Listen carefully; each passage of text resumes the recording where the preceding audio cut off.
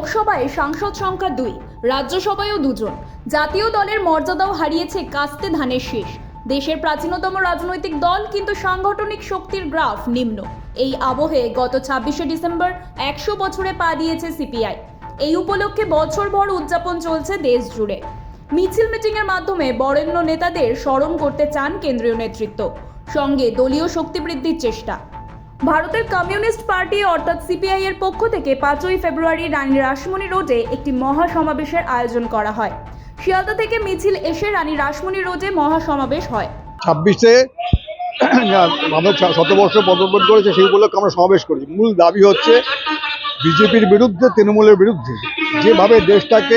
BJP যেভাবে দেশটাকে সাম্প্রদায়িক ইস্যুতে ভেদ করার চেষ্টা করছে, পশ্চিমারা দুর্নীতিতে ছেয়ে গেছে তৃণমূল। মহা মিছিল এবং মহা সমাবেশের মূল স্লোগান ছিল দ্রব্যমূল্য বৃদ্ধি রোধে এবং সরকারি শূন্য পদগুলিতে নিয়োগ।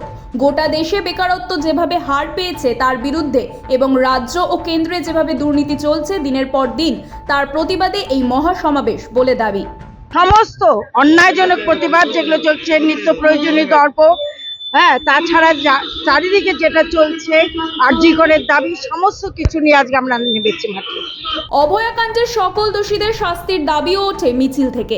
দিনের পর দিন দেশ তথা রাজ্যে বিভাজনের যে পরিস্থিতি উঠে দাঁড়িয়েছে, তার বিরুদ্ধে শান্তি সম্প্রদায়কে রক্ষার প্রতিবাদে এই মহা মিছিল ও সমাবেশ। বামের এই শরিক দলের মিছিলে কয়েক হাজার কর্মী সমর্থক হাজির ছিলেন। শেখ চিকুর রিপোর্ট, আর ভেনাম নিউজ, কলকাতা।